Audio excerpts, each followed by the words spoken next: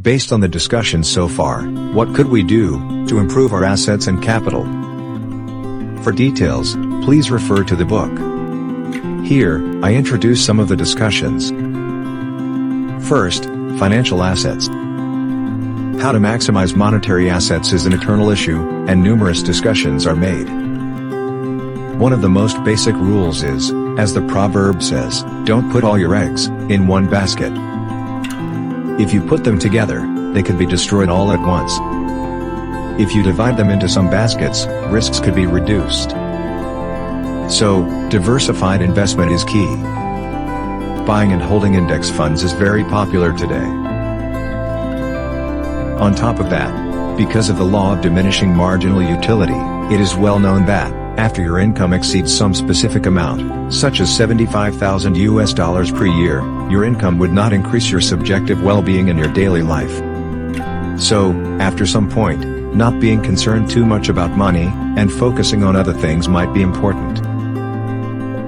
Then, what about human capital? As discussed, human capital is the source, not only to earn money, but also for our self-realization. So, how should we improve this resource? The conclusion is that, we should invest all the time and energies we could spare, on the things we like the most. In our long evolutional history, we have survived by differentiating ourselves from others. Without differentiation, we could not have got partners, and had offspring. Then, how could we differentiate ourselves from others? The key is focusing on the things we like the most. In their growing up processes, children find prepotencies, compared to the others, and focus on them. Those could be, sports, singing, studying, or any other activities.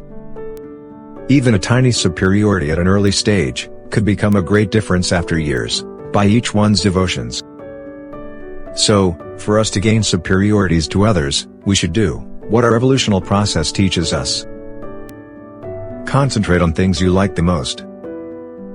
If you could develop your talents, and utilize them within the organizations you are in, that would be ideal.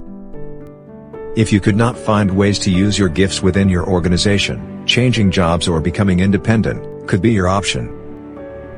Lastly, how about social capital? As discussed in the other videos, it could be the most powerful factor for our happiness. How can we improve it?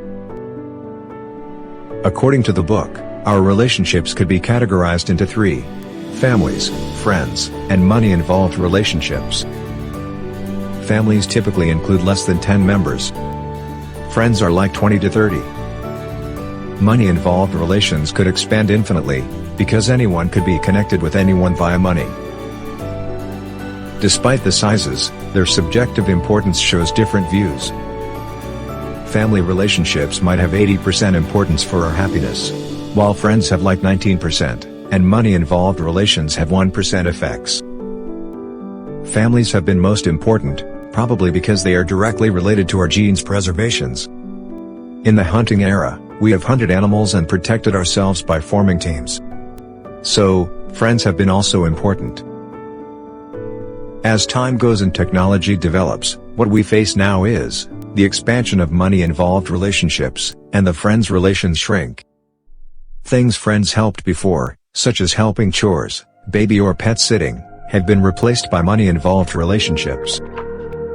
Under these circumstances, what we should do might be focusing on families on the one hand, and making the best use of the money-involved relationships on the other hand.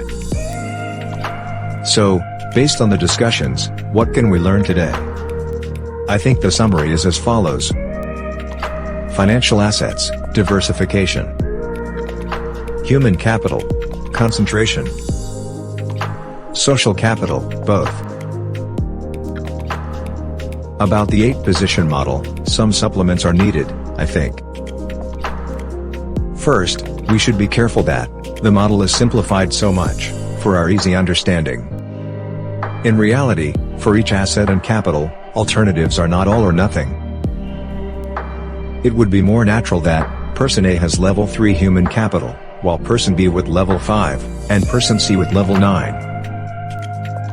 So, in real life, there could be numerous positions on the map, not just 8. Second, there is no universal pattern for happiness. It could be easily misunderstood that the perfect is the best, then group 2, group 3, and the poor is the worst. Because our happiness is determined by our subjective assessments, there is no fixed pattern applicable for everyone. For example, as the author implies, the solo satisfied could be the happiest lifestyle, if he is satisfied with life without money and social capital. As for me, until a school graduate, I had a happy life with many friends. After started to work, I'm not sure I became happier than before. What I'm sure is, my social capital continues decreasing. So, I'd like to recover it, at least. I hope you enjoy this video. Please do not forget to subscribe. See you soon.